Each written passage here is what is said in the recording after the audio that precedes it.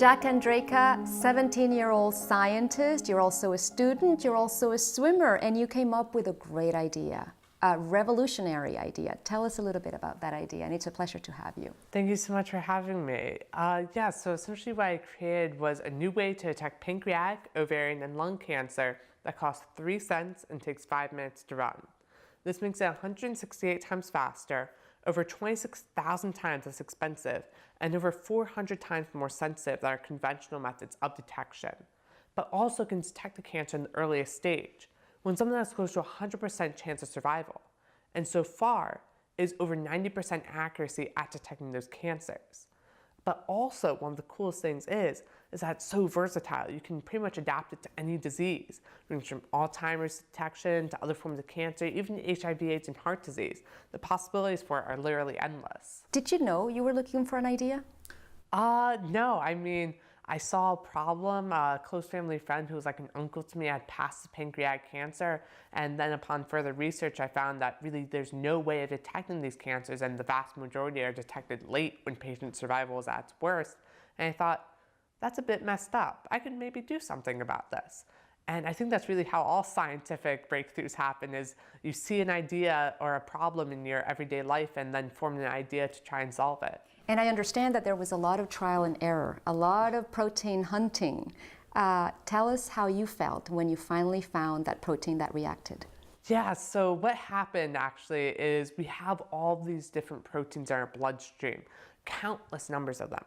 And every now and then when you have these cancers, certain ones are either upregulated, so there's a larger concentration, or downregulated, so there's a lower concentration. And by detecting these variations in protein levels, we can ascertain whether or not you have the cancer. However, the problem is we're not really sure which protein to use. And so I found a database of 8,000 proteins that are found in your bloodstream when you have these cancers. And I went through all 8,000 of them. And on the 4,000th try, so halfway through it. Yeah, halfway through, but I had to still go through all of the other ones to make sure that that one was the best one. And so that was pretty much all of my summer break, 3 months straight of researching only proteins. And finally, I found the one that could work. And that was an amazing moment, let me tell you. I mean, I was just jumping up and down with ecstasy when I was like, this protein, it could actually work. And that's one of the coolest things about doing science. Were you pinching yourself? Absolutely. I mean, I couldn't believe that I had found a protein that could actually work, but that didn't compare at all to what the feeling when I actually proved that the method worked. And then you had this idea and you went to serious scientists. Well, I'm sure you went first to your parents, right? But I mean, my parents weren't very hospitable to the idea either. They were like, Jack, what are you talking about? You're 15. You can't do cancer research.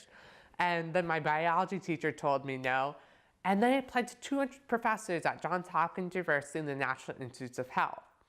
And I got 199 rejections. And I only got 1 positive response from Dr. Andraka at Johns Hopkins University. And how did that feel? That was pretty much like winning the lottery. I mean, I was like, I can't believe how lucky I was, how fortunate I was to be able to get this opportunity. I mean, it was absolutely amazing. And 7 months later, after really because once I got into the lab, I found I knew about how to do nothing regarding cancer research. I mean, I screwed up every single procedure. Like I'd sneeze in my cell flask or blow them up in the centrifuge. I was a terrible cancer researcher. But by the end, I was like moderately good. And so after screwing up all those scientific procedures, I finally ended up with that one small paper sensor that worked. And where is that now? Where is that idea now? Are you patenting it? So I have filed both a US patent as well as a PCT application on that. And so that's to make sure that I have intellectual property over this technology all over the world. And then hopefully I'm moving forward with some companies soon. I'm in negotiations with them about getting on the market as soon as possible. So. Why did you decide to go through the patenting process? How did you learn about it first? At 15, I don't know that there's a lot of 15 years olds that know what a patent is. So I really just guessed that patenting was kind of this part that I thought, well, I guess I should patent this because it's my idea. And in order to bridge the gap between proof of concept and actually getting it to a patient's bedside, from bench to bedside, you need a massive amount of financial incentive. So that patent's providing that, such that the private community will actually invest in your idea. Because when I license this, for example, to a company, they want to get a return on their investment.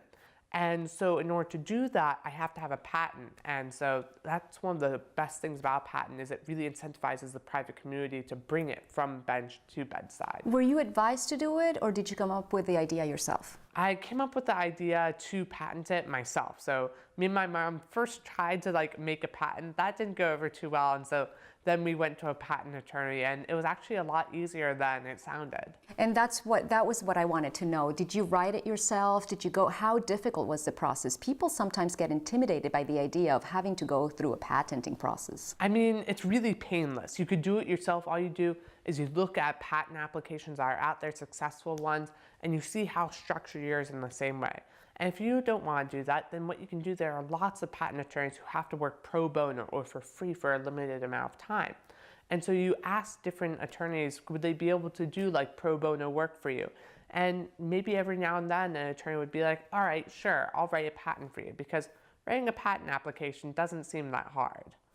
And how about the cost? Some people get discouraged because they seem to believe that it's very, very costly. So it depends on what patent attorneys you use and how much protection you want. And so, for example, if you're a big name corporation like Google or Apple, you're probably going to pay a fortune for your patents. But if you're an everyday innovator like myself, you don't pay that much. I mean, you can go pro bono where it's absolutely free, or find patent lawyers who don't have as exorbitant fees. And so by kind of marrying these two approaches, you can kind of cut down on that cost. And then also, you have to think, if your patent is successful, you can sell it to a business and then recoup all of that loss. How deep into the process of patenting are you? Are you waiting for a decision anytime soon? Are you waiting to know where your idea is at this point? So right now I am waiting for a decision, and then also I am in negotiations with several different biotech companies about getting it online as soon as possible. And so both of those are really exciting, so hopefully it will be on the market in the next 5 to 10 years. And what is next for Jack Andraka? So what's next for me is I've been working on filters that filter out 95% of all water contaminants like heavy metals and pesticides in 5 minutes for 70 cents. And it's made out of our waste, plastic water bottles. And so we just take these, pour them in a vat, mix up with some chemicals, and then you instantly have a filter that's cheap and reusable. And it seems to me that there's a common denominator here. You're not just looking for great ideas, you're also looking for accessible ideas. Yeah, because the world's greatest problems are actually the world's greatest opportunities. I mean, a problem that impacts billions of people, you can look at that instead as billions of potential customers, people who need that idea. And so there's a human aspect of them needing it, but also there's the business aspect of, hey, there's a massive market for this technology. And by combining those, then you'll be able to have great innovation. Anything you'd like to add? Not that I can think of. Thank you so much.